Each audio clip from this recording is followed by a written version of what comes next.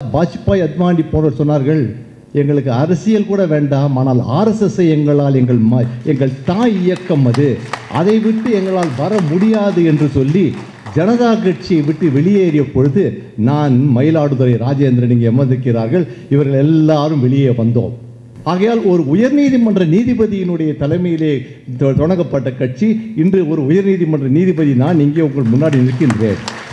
இந்த ராமர் கோயில் என்று கட்டக்கூடிய ஒரு விஷயம் 500 ஆண்டுகளாக போராடி போராடி போராடி நாங்கள் எல்லாமே இதற்காக சிறை சென்று போராடி இன்று இந்த மாதிரி ஒரு ராமர் கோயில் வருகின்றென்றால் உண்மையிலேயே எங்களுக்கு பெருமையாக இருக்கின்றது. ஏனென்றால் அந்த காலத்தில் பாரதிய ஜனதா கட்சி என்றாலே நம்மை அடிப்பார்கள்.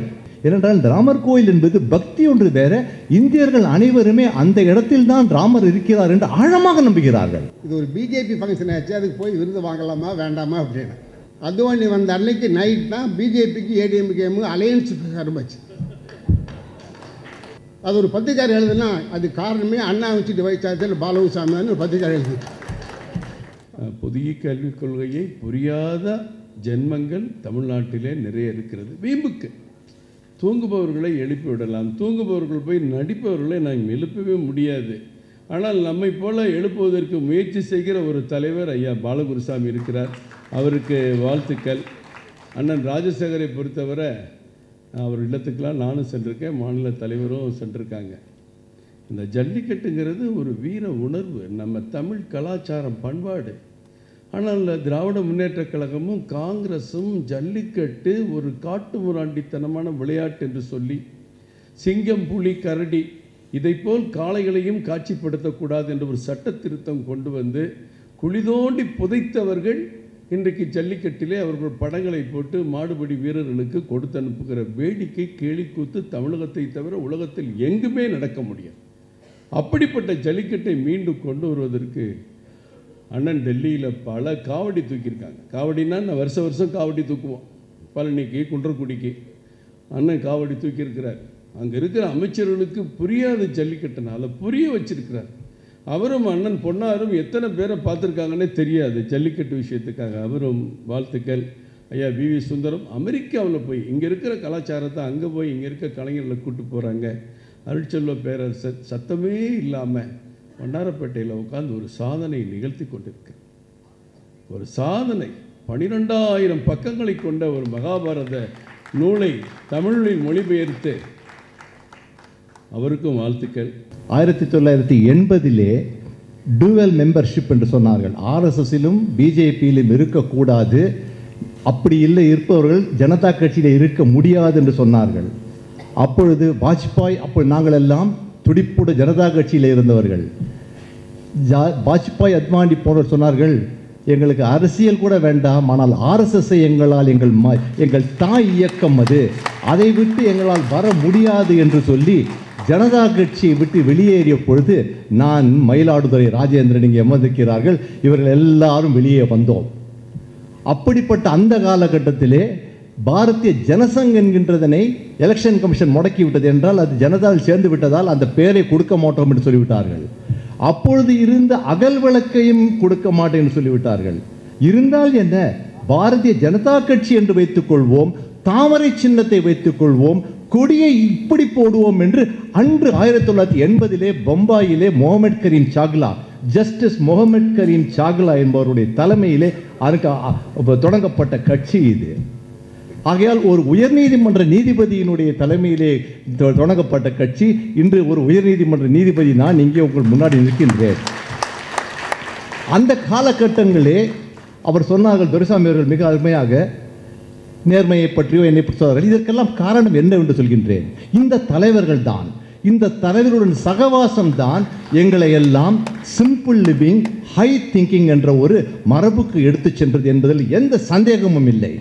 ஏனென்றால் அந்த காலகட்டத்திலே எப்படி இருக்க வேண்டும் என்றால், ராஜேந்திரன் வீட்டுக்கு போய் திண்ணையில் தூங்கணும், அவர் வீட்டில் போய் அங்கு படுக்கணும், இப்படியே தான் நாங்கள் பிரச்சாரம் செய்து கொண்டிருந்தோம்.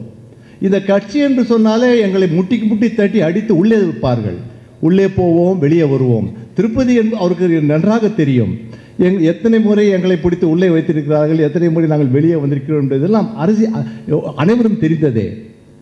அப்படி இந்த கட்சியை அந்த காலகட்டத்திலே இந்த தலைவர்கள் எல்லாம் இளைஞர்களாக எங்களுடைய மனதிலே என்ன ஆழமாக வைத்தார்கள் என்றால், திரு காமராஜரை போறவும் கக்கஞ்சியை போறவும் எளிமையாக வாழுங்கள், உங்களுடைய தேவைகளை மிகவும் செய்து கொள்ளுங்கள், அப்படி என்று எங்கள் மனதிலே இவர்கள் இந்த விதையை விதைத்தனால்தான் இந்த ஒரு உயர்நீதிமன்ற பதவி என்று வந்தபொழுது கூட இதை சாதாரண ஒரு மேல் துண்டு மாதிரி நாங்கள் நினைத்து இருக்கட்டும், இதை விட்டு நம்ம வெளியே போக வேண்டும் என்று எங்களால் இயங்க முடிந்தது.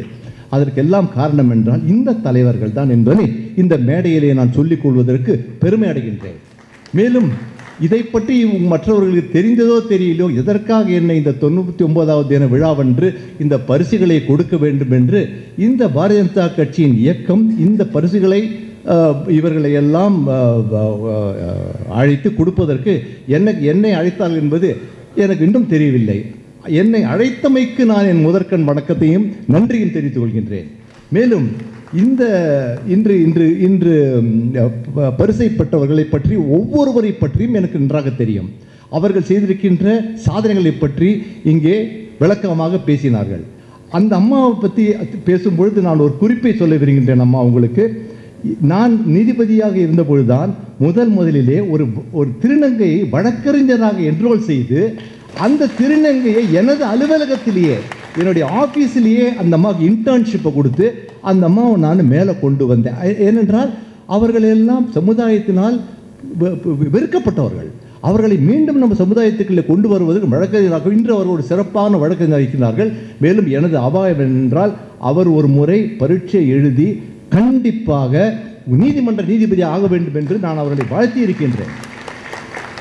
சட்ட திருத்தங்கள் கொண்டு வரும்பொழுது கூட, கிரிமினல் சட்ட திருத்தத்தை நான் கொண்டு வரும்போது கூட திருநங்கைகளுக்கு ஒரு தனியாக ஒரு சாப்டர் எழுதியிருக்கின்றேன். ஆகையால் அந்த அளவிற்கு நமது சமுதாயம் இப்பொழுது முன்னேறி கொண்டிருக்கின்றது. இந்த பெருமைக்குரிய விஷயங்களை எல்லாம் பாரதிய ஜனதா கட்சியினர்கள் எப்படியோ இதை கண்டுபிடித்து இவர்களை அடையாளம் காட்ட வேண்டும் என்று உண்மையிலுமே அடையாளம் காட்டியிருக்கிறார்கள். இந்த அடையாளம் காட்டுவதுதான் முக்கியமானது. நாம் பாதி நேரம் என்ன என்றால் நம்மை பற்றி நமது பெருமையே பேசிக் கொண்டிருக்கிறோமே அன்றி இவரை போன்றவர்களை எல்லாம் நாம் சிந்திப்பதே இல்லை. இன்று இந்த மத்திய அரசாங்கத்திலே நீங்கள் சாதாரணமாக எடுக்கக்கூடிய பத்மஸ்ரீ, பத்மவிபூஷன் அவார்டுகளை எல்லாம் பாருங்கள். முன்காலத்தில் எல்லாம் இந்த அவார்டுகளுக்கெல்லாம் ஒரு பெரிய லாபியிங் நடக்கும். பணத்தை எடுத்துக்கொண்டு மத்திய அரசுக்கு சென்று கொடுத்து எனக்கு கொடுங்க என்று கேட்டுக்கொண்டிருந்த காலங்கள் எல்லாம் போய் சாதாரணமாக மனதின் குரல் என்ற ஒரு நிகழ்ச்சியிலே பிரதமர் மந்திரி அவர்கள் விருதுநகரில் இருக்கக்கூடிய ஒரு ஒரு ஒரு ஒரு ஒரு விவசாயியை பற்றி பேசுகிறார், அகர்தாலா இருக்கக்கூடிய ஒரு இவரை பற்றி பேசுகிறார், இப்படியெல்லாம் பேசுகிறார். இவர்கள் எல்லாம் அவருடைய ரடார், அவருடைய இதில் வருகிறார்கள். அவர்களை பற்றி பேசி அவர்கள் போன்றவர்களுக்கு இன்று பெரும் அவார்டுகள் வழங்கப்படுகின்றது. அதே மாதிரி தான் இன்று இவர்களை எல்லாம் நீங்கள் அழைத்தீர்களே, இவர்களை ஒவ்வொரு விதத்தை பற்றியும் நீங்கள் கேட்டீர்கள். இவர்களை பற்றி நான் மீண்டும் நேரம் காரணத்தினால் அவர்களை பற்றி சொல்ல வேண்டாம் நினைக்கின்றேன். ஆனால் உங்கள் அனைவரையும் நான் மனமாற வாழ்த்துகிறேன். ஏனென்றால் நீங்கள் எல்லோரும் இந்த அவார்டு இந்த பரிசினை பெற முழு தகுதி உள்ளவர்கள். அடுத்தபடியாக நான் உங்களிடம் ஒரு சரித்திர குறிப்பை நான் உங்களிடம் பகிர்ந்து கொள்ள விரும்புகின்றேன். இங்கே இருக்கக்கூடிய பல கட்சிக்காரர்கள் இருக்கிறார்கள். நீங்கள் மேடைகளே இதை பற்றி எல்லாம் பேச வேண்டும். 1971 அந்த 71 இந்தியா பங்களாதேஷ் போரிலே இந்திய இராணுவம் சென்று பங்களாதேஷை விடுவித்தது. பங்களாதேஷை விடுவித்த சமயத்திலே 2 இடத்திலே போர் நடந்தது. வெஸ்ட் பாகிஸ்தானிலும் போர் நடந்தது, பெங்காலிலும் போர் நடந்தது. நமது படைகள் வெஸ்ட் பாகிஸ்தான், இப்பொழுது இருக்கக்கூடிய பாகிஸ்தானிலே சிந்து வரை சென்று 5000 ஸ்கொயர் கிலோமீட்டர் நமது படை கைப்பற்றி விட்டது. சிந்து என்று சொல்வது அத்வானி, ஜேத்மாலினி போன்றவர்கள் எல்லாம் பிறந்த ஊர் சிந்து. அவர்களெல்லாம் அகதிகளாக இங்கே அனுப்பிவிட்டார்கள். சிந்து வரை 5000 ஸ்கொயர் கிலோமீட்டர் நமது படைகள் பாகிஸ்தானுக்குள்ள புகுந்து நம்ம எடுத்துட்டோம். இங்கே ஈஸ்ட் பாகிஸ்தானில் டாக்கா வரை சென்று 93,000 வீரர்கள், பாகிஸ்தான் வீரர்களை பிரிசனர்ஸ் ஆஃப் வார் என்று சொல்வார்கள், கைதிகளாக பிடித்து வைத்திருக்கின்றோம். இந்த நேரத்தில் வாஜ்பாய் சொல்கிறார், பாராளுமன்றத்தில் பேசுகிறார் இந்திரா காந்தியிடம், அம்மா நீங்கள் பிடித்து விட்டீர்கள், இனி இந்த 5000 சதுர அடியை திருப்பி கொடுக்க வேண்டும் என்று ஒற்ற காலிலே United states president Nixon, Kissinger 2 பேரும் ப்ரெஷர் போடுறாங்க அந்த அம்மாவுக்கு. இன்னைக்கு இவங்கெல்லாம் சொல்கிறாங்களே, இன்னைக்கு நம்ம ஏன் நமது இந்த இந்திய அரசு யுக்ரைன் வாரில் ரஷ்யாவுக்கு எதிராக ஏன் செயல்பட மாட்டார் என்றால், அந்த காலகட்டத்திலே நமக்கு முன்னே நின்றார்கள் ரஷ்யர்கள். அவர்களை நம்ம நன்றி மறக்க முடியாது. ஆகையால் தான் இந்த அரசு அந்த நன்றி விசுவாசத்தோடு தைரியமாக யுக்ரைன் போரிலே போர் நிறுத்த வேண்டும், ஆனால் ரஷ்யாவுக்கு சாதகமாக எண்ணிருக்கிறார் என்றால் அந்த காலகட்டத்திலே நமது மீது அவ்வளவு பிரஷர். ஏனென்றால் இப்போ அந்த காலகட்டத்திலே யுஎஸ், அமெரிக்கா பாகிஸ்தானை சப்போர்ட் செய்தது, நமக்கு எதிராக இருந்தது. அவர்கள் என்ன செய்கிறார் என்றால், புட்டோவுடன் சிம்லா பேச்சுவார்த்தையிலே எப்படியாவதும் இந்திய இராணுவம் மீண்டும் வர வேண்டும், கைப்பற்றிய இடங்களை எல்லாம் திருப்பி கொடுக்க வேண்டும் என்ற ஒரு நிபந்தனையை விதிக்கிறார்கள். அப்பொழுது வாஜ்பாய் அவர்கள் சொல்கிறார், நம் இந்த கைப்பற்றிய இடத்தை எல்லாம் திருப்பி கொடுக்க வேண்டும் என்றால் காஷ்மீரை திருப்பி கொடுக்க சொல்லுங்கள், காஷ்மீரை திருப்பி கொடுக்க சொல்லுங்கள். அவர்கள் அன்றைக்கி 1947 உள்ளே பூந்து காஷ்மீரை பாதியாக பிரித்து POK, பாகிஸ்தான் ஆக்குபைட் காஷ்மீர் என்று இருக்கின்றதே, அதை நீங்கள் திருப்பி கொடுக்க சொல்லுங்கள். இந்த 5000 ஸ்கொயர் கிலோமீட்டர் நம்ம திருப்பி கொடுக்கலாம், இதுதான் நியாயம் என்று பாராளுமன்றத்திலே மிக மிக தெளிவாக பேசினார். போட் கிளப்பிலே ஒரு பெரிய, அது மட்டுமல்ல, நீங்கள் சரித்திரம் என்ன சொல்கிறது என்றால், வாஜ்பாய் தலைமையிலே ஒரு பாரதிய ஜனசங்க தலைவர் அனைவரும் சிந்துக்குள்ளே போய்விட்டார்கள். சிந்துக்குள்ளே போய் இந்த இடத்துல நாம் உட்கார்ந்திருக்கோம், இந்த சிந்தை நீங்கள் கொடுக்கக்கூடாது என்று போராட்டம் செய்கிறார்கள். அப்படி இருந்தும் அந்த காலகட்டத்திலே நாம் பூட்டோ சிம்லாவில் பேசும்பொழுது என்ன ஒத்துக்கிட்டு வந்தோம்னா, சரி நாங்கள் பிடிச்சதெல்லாம் திருப்பி கொடுத்துட்றோம், காஷ்மீரை லைன் ஆஃப் கண்ட்ரோலை இன்டர்நேஷ்னல் பார்டராக வச்சுக்கிறோம்னு சொல்லிட்டு அதை கூட நம்ம திருப்பி கேட்காத வந்துட்டோம். அதனுடைய ஒரு ஹிஸ்டாரிக்கல் ராங்கை இன்னைக்கு 370 நம்ம எடுத்தது ஒரு பெரிய விஷயம். It is historical wrong. அன்னைக்கு நம்ம வெற்றி பெற்றிருந்தோம். 5000 சதுர அடி கிலோமீட்டர், அதாவது 5000 ஸ்கொயர் கிலோமீட்டர்ஸ் லார்ஜ் ஏரியா. அதை நாங்கள் திருப்பி கொடுக்க வேண்டும் என்றால் காஷ்மீரை கொடுங்கன்னு வாஜ்பாய் ரொம்ப பாராளுமன்றத்தில் பேசினார். போட் கிளப்பில் ஒரு அஜிடேஷன் நடந்தது, அதில் பேசினார், எல்லா இடங்களிலும் பேசினார். ஆனால் அதை யாரும் செவி கொடுத்து கேட்கவில்லை. அப்படியே நாம் நமது படைகளை எல்லாம் அப்படியே இங்கே கொண்டு வந்துட்டோம். அந்த பக்கம் டாக்காவில் இருந்து அப்படியே படைகளை இங்கே கொண்டு வந்தோம். காஷ்மீரை எந்த பிரச்சனையில் இருந்தோமோ அதே பிரச்சனையிலே அப்படியே விட்டு வந்துவிட்டோம் பூட்டோவை நம்பி. ஆனால் அந்த பூட்டோ என்ன சொன்னார் என்றால், யுனைடெட் நேஷன்ஸில் சென்று 1000 years of war with Indian dogs, இந்திய நாய்களுடன் 1000 ஆண்டுகள் நாங்கள் போரிடுவோம் என்று சொன்னான் அந்த பூட்டோ. அந்த பூட்டோவை இறுதியால் ஜியாவுலுக்கே அவரை தூக்கில் போட்டு விட்டார்கள். அது வேறு ஒரு கதை. ஏன் என்பதை சொல்கின்றால், நீங்கள் எல்லாம் சரித்திரம் தெரிந்து கொள்ள வேண்டும். வாஜ்பாயினுடைய சாதனைகளை எல்லாம் பட்டியல் எடுத்தார்கள், பல சாதனைகள். இது ஒரு சாதனை. நான் உங்களிடம் என்ன சொல்கிறேன் என்றால், இந்த சாதனையெல்லாம் தான் சேர்ந்து இன்று ஆர்டிகல் 370 இப்படித்தான் எடுக்க முடியும். இவர்கிட்டலாம் பேசியெல்லாம் ஒன்றும் நடக்காது. நமக்கு யுனைடெட் ஸ்டேட்ஸ் சப்போர்ட் வராது, யாருமே நமக்கு சப்போர்ட் பண்ண மாட்டாங்க. இவங்க அத்தனை பேர் என்ன சொல்லுவாங்க, நீங்கள் 370 எடுத்தது தப்பு தான் சொல்லுவாங்க. Don't father about it, don't care about it. இந்த காஷ்மீரை எடுத்து ஏனென்றால் இதற்காகத்தான் ஷியாமா பிரசாத் முகர்ஜி தன் உயிரே விட்டார். அப்படிப்பட்ட இந்த ஒரு காஷ்மீரை இன்று நாம் எடுத்திருக்கின்றோம். உச்சநீதிமன்றமும் அதை அங்கீகரித்திருக்கின்றது.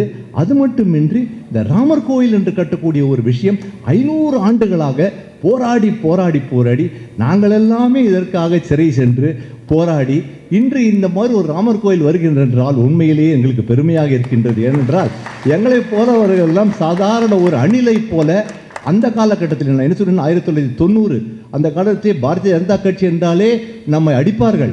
அந்த காலகட்டத்தில் இன்று நம்ம இந்த அளவுக்கு நீங்கள் அரசியல் செய்கிறீர்கள், நல்லதுதான். அந்த காலகட்டத்திலேயே இந்த போராட்டத்துக்கு மத்தியிலே நாங்கள் எல்லாம் செய்து இன்று ஒரு ஆட்சி அமைத்து சட்ட ரீதியாக சட்டப்படியாக நாம் அதை வென்று இன்று ஒரு பெரிய ஒரு ராமர் கோயில் வரப்போகின்றதால் இது ஒரு கலாச்சாரத்துக்கு உண்டான ஒரு பெருமை இது. ஏனென்றால் இந்த ராமர் கோயில் என்பது பக்தி ஒன்று வேற. இந்தியர்கள் அனைவருமே அந்த இடத்தில் தான் ராமர் இருக்கிறார் என்று ஆழமாக நம்புகிறார்கள். அந்த நம்பிக்கையின் அடிப்படையில் வரக்கூடிய ஒரு கோயில் அது. ஆகையால் இதை அனைத்துமே இந்த அரசு இன்று செய்திருக்கின்றது.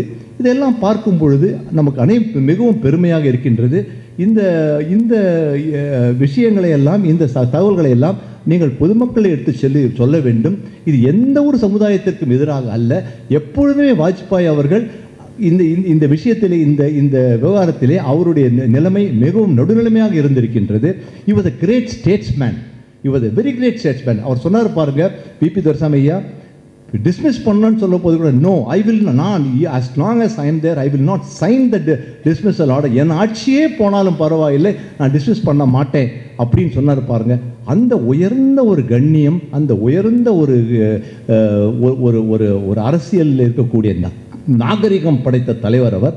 அந்த தலைவர் அவர்களை நாங்கள் எல்லாம் இங்கே சென்னைக்கு அழைத்து வந்து ஐசிஎஃப்லே டாக்டர் அம்பேத்கர்னுடைய சிலையை திறக்க வைத்தோம். அந்த நேரத்திலே தான் அவருடன் எனக்கு ரொம்ப மிகவும் தொடர்பு ஏற்பட்டது. இன்று நீங்கள் இப்பொழுது கூட ஐசிஎஃப்க்கு சென்றிருக்காங்க, ஆனால் அங்கே ஒரு டாக்டர் அம்பேத்கருடைய பிரம்மாண்டமான சிலை இருக்கின்றது. அதுக்கு கீழே ஐசிஎஃப்ல அதுக்கு கீழே அடல் பிஹாரி வாஜ்பாய் அவர்கள் திறந்து வைத்தாக இருக்கும். இந்த சம்பவங்கள்லாம் 1984-85 காலகட்டத்தில் நடந்தது. அவருடைய வீட்டிற்கெல்லாம் நான் சென்றிருக்கின்றேன். அவர் வீட்டு, அதாவது நமது கட்சி, இந்த கட்சியில் என்ன ஒரு பண்பு அந்த காலத்தில் என்றால், யார் வீட்டுக்கு சென்றாலும் தங்கலாம், இருக்கலாம். ஏனென்றால் தங்குவதற்கு, ஹோட்டலில் தங்குவதற்கெல்லாம் பணம் கிடையாது யாரிடமே. அப்போது அங்கேயே தங்கி விட்டுட்டு அங்கேயே வண்டி கொடுப்பார்கள், ஏதோ ஒன்று கொடுப்பார்கள். அப்படி இருந்த காலகட்டத்திலே வாஜ்பாய் அவர்கள் வீட்டிலே தங்கி இருக்கணும் பெருமை எனக்கு கிடைச்சது. அவர் கொடுத்த ஜூஸ் எல்லாம் கொடுப்பார். அந்த அளவுக்கு ஒரு குழந்தை போல யார் வந்தாலும், நம்ம மட்டும் இல்லை, எந்த ஒரு கட்சிக்காரர் யார் வந்து இருந்தாலும் வருவாங்க, நம்மளை கூட்டிகிட்டு பாராளுமன்றத்தில் போய் கூட்டுப்பட்டு காட்டுவாங்க. அப்படிப்பட்ட ஒரு பரந்த மனது கொண்ட ஒரு தலைவர். அவருடைய பேரிலே இந்த 99வது ஆண்டு அவருடைய பிறந்தநாள் விழாவிற்கு இது போன்ற ஒரு விருதை நீங்கள் தயார் செய்து இவர்களை எல்லாம் மணிமணியான இவர்களை அழைத்து இன்று இவர்களை கௌரவப்படுத்தீர்கள். உங்கள் அனைவருக்கும் என் மனமார்ந்த நன்றியை கூறி, இந்த வாய்ப்பை அளித்தமைக்கு நன்றி கூறி விடைபெறுகிறேன். நன்றி, வணக்கம், ஜெய்ஹிந்த். இது ஒரு பிஜேபி ஃபங்க்ஷன் ஆச்சு, அதுக்கு போய் விருது வாங்கலாமா வேண்டாமா அப்படின்னு. ஏன்னா நான் நிறைய எழுதுனாலும் நீட்டை பற்றி இதை பற்றி அதில் சப்போர்ட் பண்ணால் கூட நான் இன்னும் பிஜேபிங்கிற ஒரு இது ஐடென்டிஃபை பண்ணலாம். இவன் தான் supporter of Modi policies everything I'm fully support, but still I'm not part of BJP. ஆனால் ஏன் ஏற்றுக்கிட்டேன் அப்படின்னா, இந்த நேம் அடல் பிஹாரி வாஜ்பாய், அவர் பேரில் கொடுக்க ஒரு அவார்டை கட்டாயம் ஏற்றுக்கணும். காரணம் என்னென்னா 2-3 காரணம் இருக்குது. ஒன்று, இவங்களை எல்லாரும் நிறைய பேர் பிறக்கிறதுக்கு முன்னாலேயே வாஜ்பாய் நான் நேரில் பார்த்துருக்கிறேன். 1972 ஐஐடி ரூர்க்கியில் எம்இ படிக்கும்பொழுது முதல்ல அவர் நேரில் சந்தித்து நிறைய பேசியிருக்காரு. அப்படி எப்படின்னா, அவருடைய அக்கா பையனுடைய கிளாஸ்மேட், அவர் அடிக்கடி பார்க்க வருவார் ரூர்க்கியில். அப்போ நிறைய உட்காந்து அப்பா ஜனசங்கர் இருப்பார். அப்போ இருந்து அவர் மேலே எனக்கு ஒரு நல்ல ஈடுபாடு, அவருடைய பண்பு, அவருடைய பழக்கங்களுக்கெல்லாம் எனக்கெல்லாம் பிடிச்சிருந்தது. அதாவது தமிழ்நாடு சொல்லுவாங்க இல்லையா, கடமை, கண்ணியம், கட்டுப்பாடு 3 சொல்லுவாங்க அடிக்கடி. இப்போ யாருமே இல்லை, அது சொல்கிறவங்க யாருமே அதை ஃபாலோ பண்ணுறது கிடையாது. ஆனால் இந்தியாவில் ஒரே ஒரு தலைவர் ஃபாலோ பண்ணாருன்னு அது அடல் பிஹாரி வாஜ்பாய் தான். கடமை, கண்ணியம், கட்டுப்பாடு 3க்கும் இலக்கமான ஒரு அடல் பிஹாரி வாஜ்பாய். அதனால் 1972 50 ஆண்டுகளாக அவருடைய ஃபாலோயர் நான். அதுக்கு பின்னால் 1977 நான் எம்இ படித்து டாக்டரேட் பண்ணிவிட்டு டெல்லியில் முதல்ல பிஹெச்எல்ல ரிசர்ச் இன்ஜினியராக ஜாயின் பண்ணேன் 1976. நிறைய பேர் பிறந்திருக்க மாட்டேங்குது. எமர்ஜென்சி அப்போ தான், எமர்ஜென்சியில் நான் டெல்லியில் வேலை பார்க்குறேன். இப்போ தான் எனக்கு புரியுது, அப்படி ஒரு எமர்ஜென்சி இந்தியாவுக்கு தேவை அப்படிங்கிறது எனக்கு என்னமோ ஆச்சரியம், எனக்கு தேவை மாதிரி புரியுது எனக்கு. இப்போ நாட்டை ஒழுங்குபடுத்தணும் அப்படின்னா ஒரு பெனவலண்ட் டிக்டேட்டர் இருக்கணும்னு எனக்கு ஒரு ஆசை. எனக்கு பெனவலண்ட் டிக்டேட்டர், நாட்டு இந்திரா காந்தி மாதிரி இல்லை, பெனவலண்ட் டிக்டேட்டர். ஏன்னா நம்ம நாட்டை ஒழுங்குபடுத்தி ஒரு வளமாக நடக்கணும்னா அப்படி ஒரு நிலைமை வேணும்னு ஒரு ஆசை எனக்கு. அப்போ அங்கே வேலை பார்க்கும் பொழுது, அப்போ அடல் பிஹாரி வாஜ்பாய் பெங்களூரில் சிறையில் இருக்கார், ஜெயிலில், எமர்ஜென்சியில்.